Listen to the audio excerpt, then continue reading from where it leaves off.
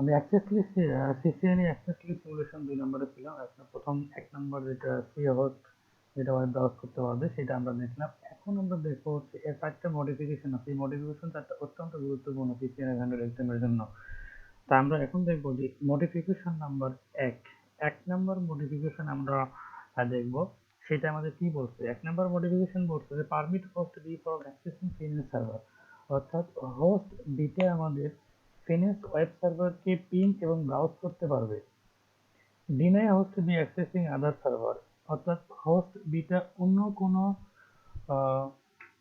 যে আমাদের DNS server এবং পাবলিক ওয়েব সার্ভার আছে তাদেরকে কোনো অ্যাক্সেস করতে পারবে না, আর বাকিগুলো পারমিট এভরিথিং।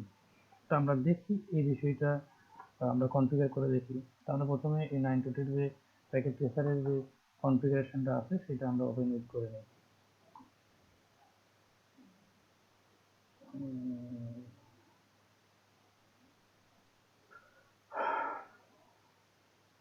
ওকে, আমি বোঝাতে পারলাম বিষয়টা। হ্যাঁ, তো এখন আমরা দেখি, আমরা আগে প্রিভিয়াস কনফিগারেশন আমরা যেহেতু কীভাবে কনফিগার করতে হয় না করতে হয় বিষয়গুলো আমি দেখাইছি, আজকে না যাচ্ছি না, আমি ডাইরেক্ট কনফিগারেশন মোডে চলে যাচ্ছি। কনফিগারেশন টার্মিনালে আমি চলে গেলাম। টার্মিনালে আপনারা চেক করে নেবেন বিষয়গুলো যে হোস্ট বির আইপি অ্যাড্রেস কি এবং ফিনান্স ওয়েব সার্ভারের অ্যাড্রেস কি, মানে আইপি অ্যাড্রেস কি, এই বিষয়টা আমরা আপনারা জেনে নেবেন। এখন কথা হচ্ছে যে পারমিট হচ্ছে হোস্ট বিটা পারমিট পাবে হচ্ছে আইপি পারমিট পাবে এবং টিসিপি যত আছে সবগুলি পারমিট পাবে। তো আমরা দেখি প্রথমে যে হোস্ট বিটাকে আমরা ফিনিশ ওয়েব সার্ভারে এভরিথিং এর পারমিট দিয়ে দিই। অ্যাক্সেস লিস্ট 110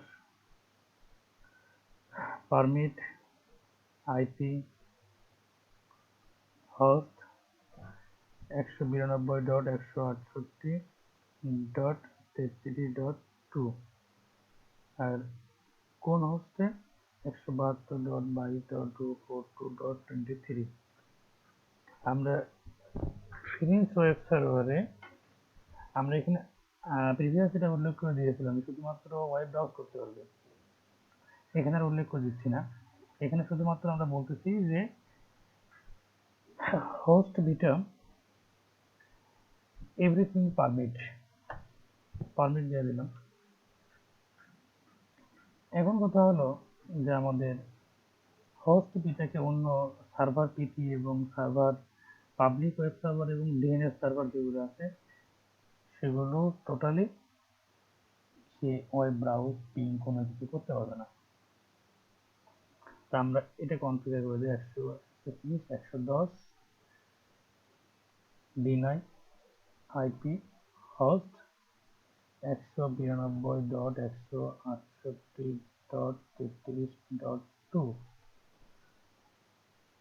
কোন গ্রুপটাকে পারবে না, অর্থাৎ এই পুরো গ্রুপটাকে পারবে না। আমরা তো এটাকে লিস্ট দিয়ে দিচ্ছি, পারমিট দিয়ে দিচ্ছি, এখন ডিনাই করে দিচ্ছি পুরোটা হোলটার উপরে। হোলটা কি?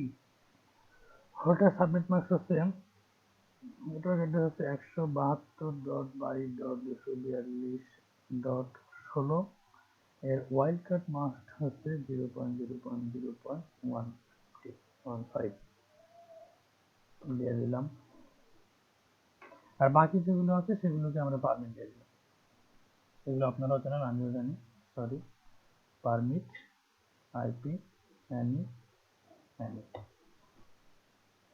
তারপর আগের মতো এসএলটাকে আমরা কোন পোর্টে কনফিগার করব, 0/1 পোর্টে আইপি অ্যাক্সেস গ্রুপ 110 আউট।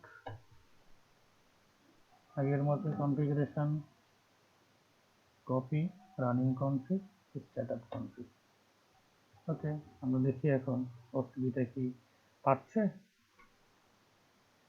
তাকে ওয়েব ব্রাউজ করতে। 172.22.242.23।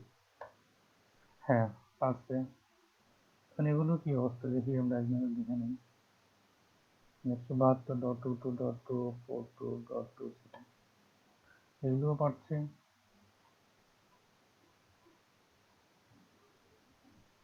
172.22.242.23 এগুলোও পারছে। এখন হচ্ছে দেখি অন্য কোনো গ্রুপে সে পিং করতে পারে কি পারে না। আমরা এর আইপি কনফিগার করছি 17, আমরা এখানে 17 দিই হসপিটালে।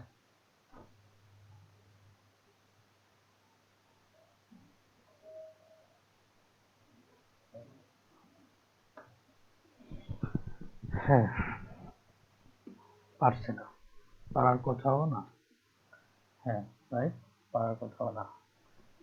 এখন পিং দেই 172.5.2.117, ডেস্টিনেশন হোস্ট আনরিচেবল।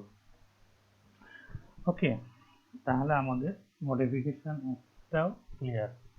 আমি আবারও প্রশ্নটা বলে দিচ্ছি। প্রশ্নটা হচ্ছে যে হোস্ট বি শুধুমাত্র ফিনিক্স ওয়েব সার্ভারকে অ্যাক্সেস করতে পারবে, বাকি ডিএনএস সার্ভার এবং পাবলিক ওয়েব সার্ভার যেটা আছে সেটাকে অ্যাক্সেস করতে পারবে না।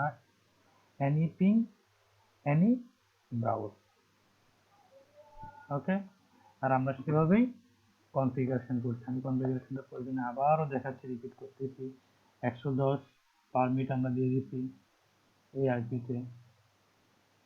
আবার কি করেছি, বাকিগুলো সবগুলোকে ডিনাই করে দিয়েছি আইপিটাকে।